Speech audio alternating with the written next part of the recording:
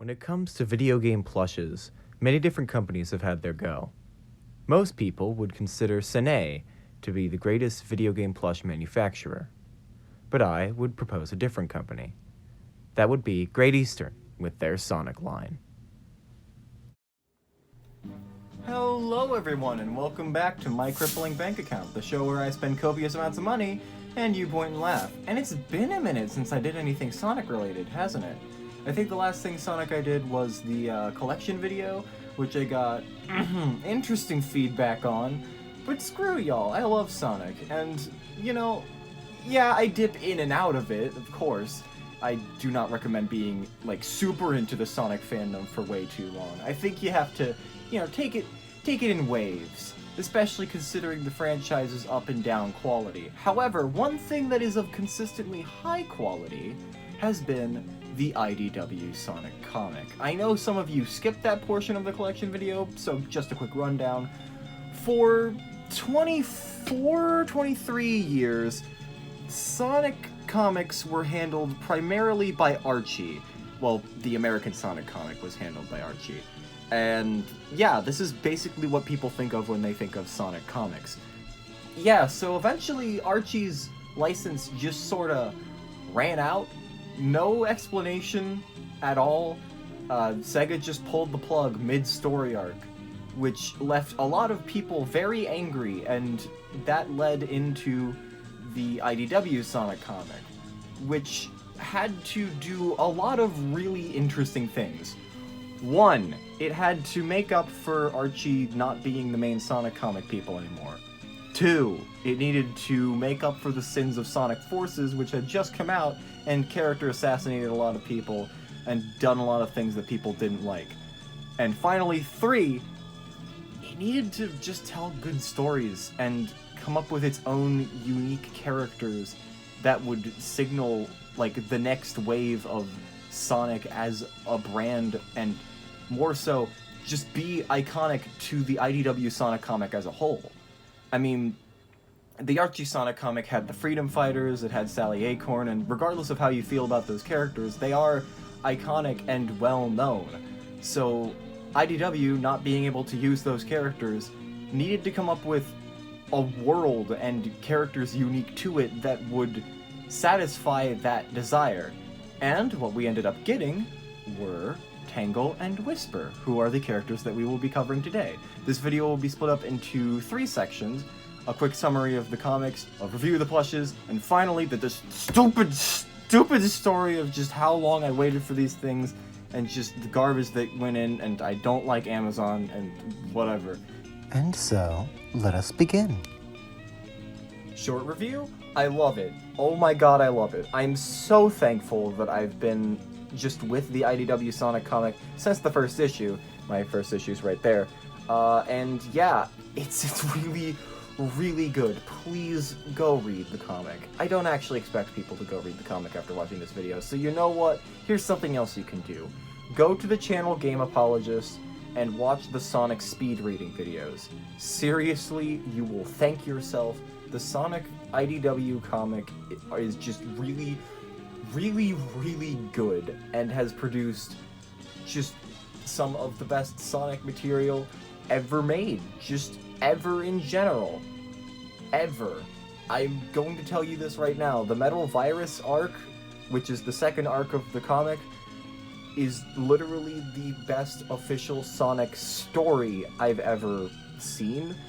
And oh, it's so good. It's so good. I don't hate Forces. Just going on record. I know I played up my dislike of Forces in my collection video. I don't really hate it. I just was really disappointed by it when it came out. But I think it had a ton of potential. Like, just a ton of really good ideas that didn't pan out. And one of the best things that this comic does is that it not only delivers on every single one of those Forces ideas, but it also takes place in a post-Forces world by default, and therefore has to come up with stories that make sense in a world that is post a gigantic Eggman takeover war. And it's, for a kid's comic, not only does it go very dark, but it also goes really heartfelt and really good. do yourself a favor, watch those videos, or maybe even read, because these are some of the best Sonic stories you could ever come up with.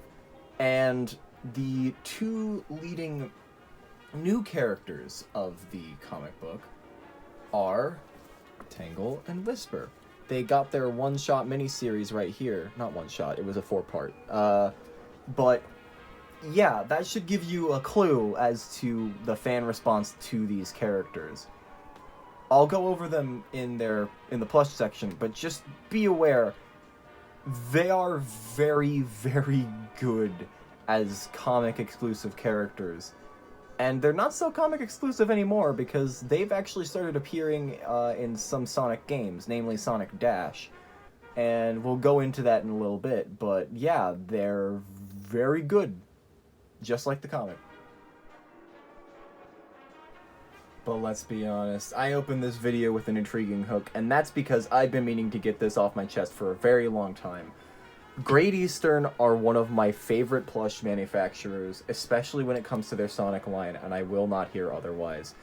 Just every single thing that I think a plush line can do right, Great Eastern has done right with their Sonic plushes. The size of them is big, but not too big. They're very well made. As you can see, all the plushes are in terrible condition when it comes to like stuff like their shoes and eyes. And that's because they were played with by a 10-year-old, but they're all still standing. Notice, they were played with extensively, and they're all still holding up. And these are all plushes that have been in my bed while I was sleeping, tossing and turning, smacking them into walls and such. They are just so well done, and the final bit that is more important to me than anything else, they're accurate, but they have a unique look to them, a unique feel. Because we all know what bad-looking merch can do. Like, we know what happens when you design a thing that you sort of look at it and go, oh, that's not that character. But, oh gosh, oh god, ugh. Look at this guy. This is Tommy's Sonic the Hedgehog figure. He's bland, isn't he? Like, he's accurate, he looks good, that's a Sonic right there. But he's boring. He doesn't have a soul. That's the point. When you are designing merch for a property, you need to have it be unique but accurate. And Great Eastern plushes have always generally been very, very good at that. And that leads us into the characters that they've made today, because they're not making characters that originated from the video games. They're making characters who have originated in 2D art, starting with Tangle. Let's get her out of her packaging. This lemur over here popped on the page of Sonic IDW issue number 4 as a small-town girl who was inspired by the heroism displayed during the Eggman Sonic War and wants to do what she can to, try and help clean up the world and make things a better place. She means well and is a super energetic optimist that sometimes is a little bit too energetic and ends up, bashing things around and making things a bit of a hassle for her friends who are, not as high energy as her. I love her so much. She's adorable, genuinely just a really fun character, a pretty good role model, but also has a lot to learn and is very clearly a child in a lot of aspects, although she shows maturity regularly. And this is her plush. Great Eastern have done a great job handling her design. As you can see on the cover of the 2019 annual over there, they've taken her character from the comic and turned it into a plush. Of course, the shoes aren't exactly, accurate in shape. I think they've always struggled with that, as they just generally go for, bigger feet. But everything else is pretty good. One thing that I did notice with this plush, aside from the fact that these could possibly come off if you're not careful, so watch out for that, is the fact that she's made out of a soft material. Like a unique, fluffy material that I would equate to holding a Jack-specific Pokemon plush. if anybody knows what that feels like. That's sort of how it feels to hold Tangle here. A second thing that I'm thinking about here is the fact that her hand and tail are connected. And let's talk about that tail for a second, because this is where IDW differs from Archie in terms of designing their characters. Tangle is designed like an actual Sonic character would be in a game.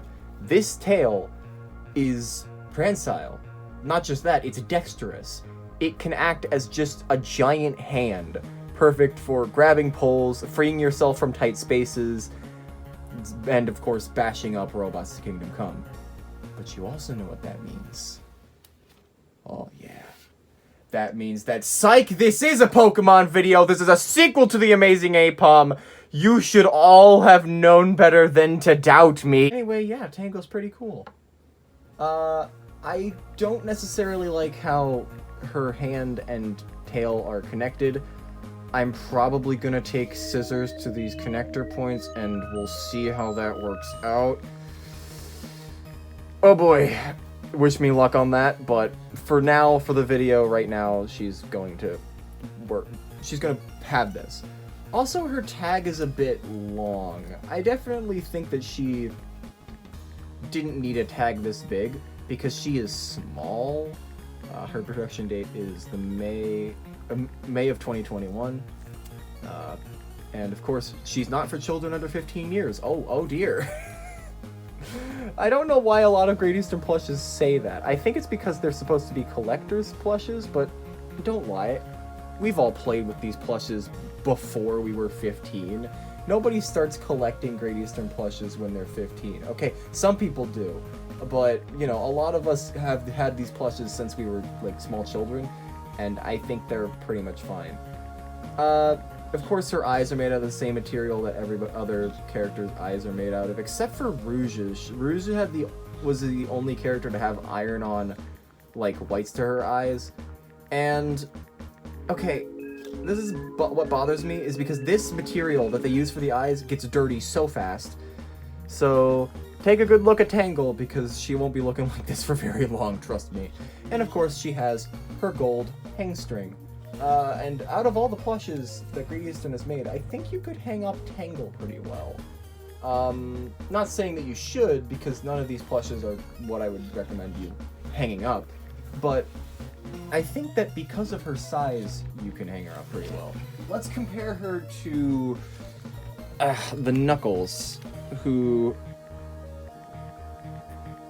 yep, is a bit bigger than her. She's about 10 inches. She's not small, necessarily, but she is smaller than a lot of her Sonic plush contemporaries, but that's fine. And of course, one last thing to note, there's the Sonic the Hedgehog comic collection plush thing that they have here that just has a whole bunch of the IDW Sonic covers. And what that means is that they're presumably going to make more of these characters from the comics, which, I mean, it makes sense considering the design process for most of the comic-exclusive characters seems to be similar to how the game characters are, so they don't seem that out of place. But yeah, I'm looking forward to more comic characters being seen in this range. Though if it stops at Tangle and Whisper, I wouldn't be too shook up about it, though that would be a big waste. Speaking of Whisper, oh my god, yeah, Tangle's pretty cool, but the work they did on Whisper, just, this is why Great Eastern is such a good plush manufacturer. Just the amount of detail on this character. Okay, quick rundown of Whisper real quick. Whisper was one of the many people who tried to do a sort of defense during the war when the Resistance, the people that you work for in Sonic Forces, were super incompetent. These type of people were the people who would, you know, come and try to make things at least a little bit better. Her squad team died, so that's not very good for her. But otherwise, she's kind of an introvert, very, very calm and collected. She speaks in a whisper.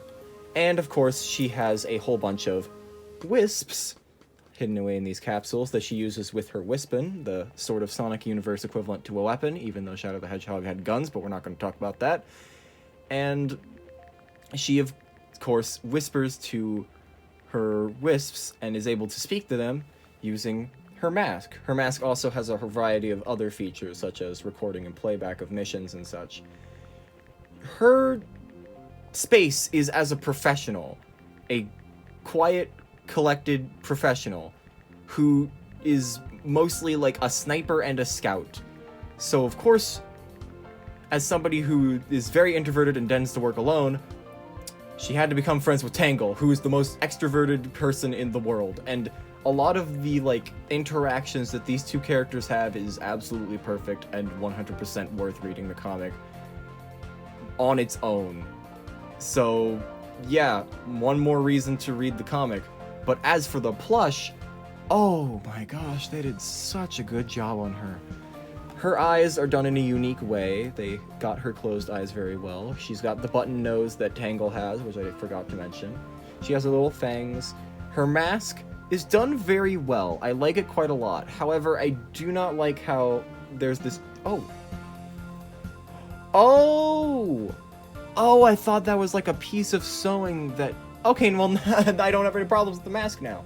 Aside from the fact that you can't pull it down over her face, but I've learned from some custom plushes that I own that, you know, clothing that can be taken on and off of plushes, especially headwear, is a bit finicky and not fun to play with, so I think they made a good call here. Her ears are done very well. Her ponytail hair is done extremely well. Her tail works perfectly and is under her flowing cape slash cloak, I don't know, which has its pockets, which is something that I didn't even notice on her design until I was watching, like, reviews of this plush. So, like, again, one for the Great Eastern when it comes to design. Her gloves are two-tone. There's one fabric on this side and a fluffier fabric on this side, which captures the unique design that they have in the comics. She has all of her claws coming out of her gloves. Her shoes are very well detailed. She's got the knee pads, which are they're preserved on with stitching around this, like, middle leg piece and glue for the knee pad. And obviously glue on plushes will dry up after a period of time, so watch yourself on that one. And of course, under here, this is the craziest part. They got her little wisp capsules. Like, all the little wisp capsules inside this cloak. And of course she has, like, her top under there.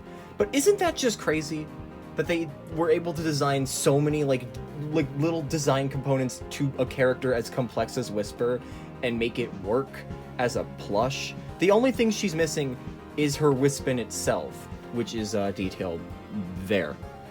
But, you know, that's fine. I can, like, use just, like, my standard Nerf gun or whatever for her. It'll be alright, is basically what I'm saying. So, yeah, they did an amazing job with her. And let's compare her to her contemporary, Don't Fall.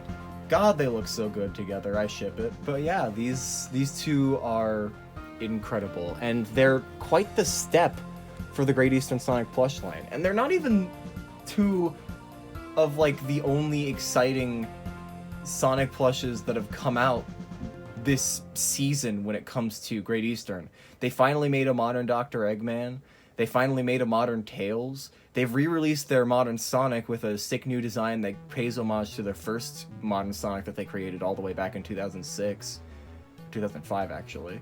And of course, they made Emerald and Mephiles, two characters that are, like, really wanted by fans, but nobody ever thought they would get any merch of them because they just didn't get merch for years. And that's the other part, is that Great Eastern makes high-quality plushes of characters who otherwise would never get merch. And that is why stuff like these two are so exciting, because these are comic characters. In the year of our Lord, 2021-2022, you can go to Great Eastern's official website or go to Amazon and purchase these characters as plushes That being said, shipping may be a little bit of a nightmare. Remember the tagline to this series? This is where the pointing and laughing comes in.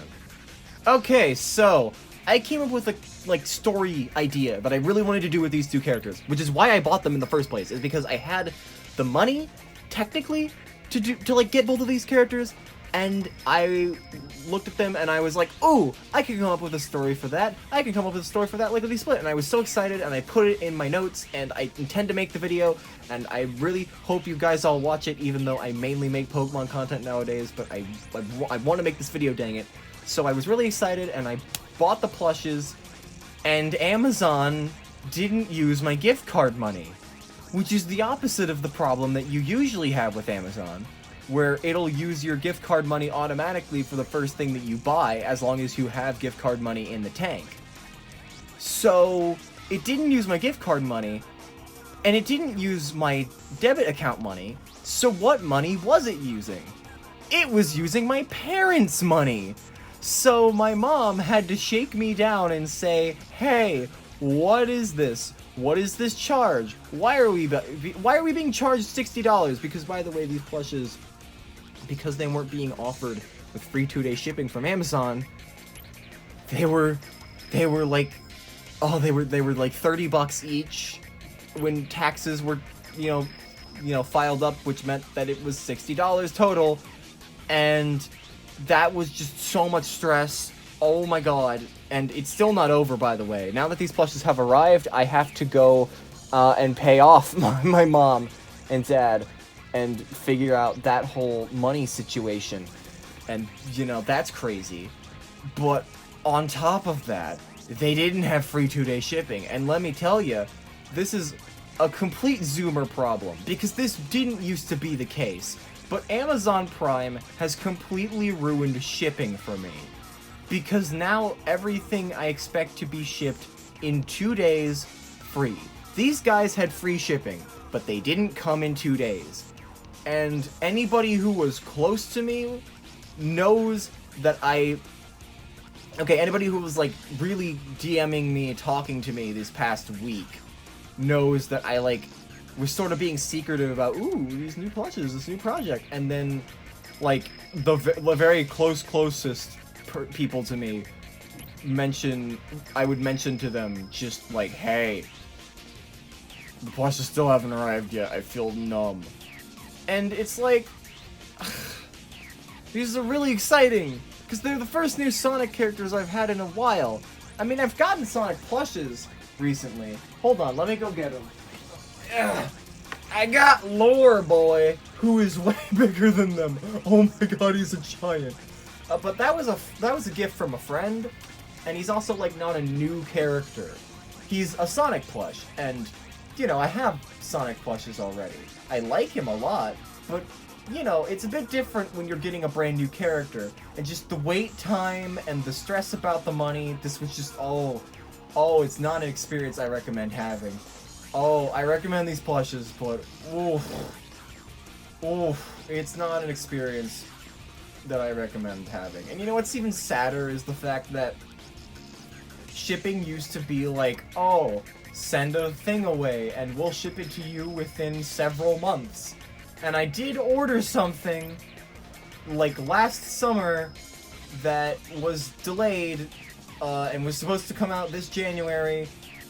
It was a Doctor Who thing, and I meant to review it on this show, but now it's been delayed thanks to a certain virus, and I don't know what's going to happen to that. So, we'll see. Maybe I'll be reviewing it into 2023, but yeah, oof. So, that's the story about that.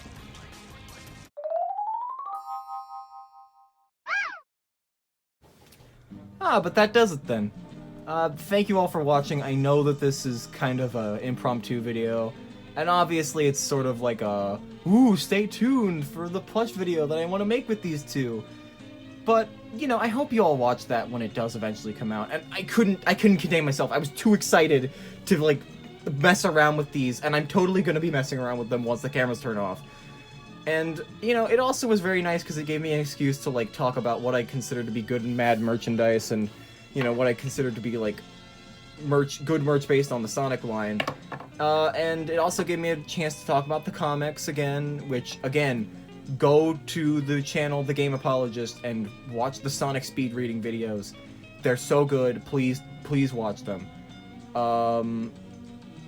And it also gave me an excuse to just talk about why I think Great Eastern is so good. Because that's the whole reason why that's the hook for this video.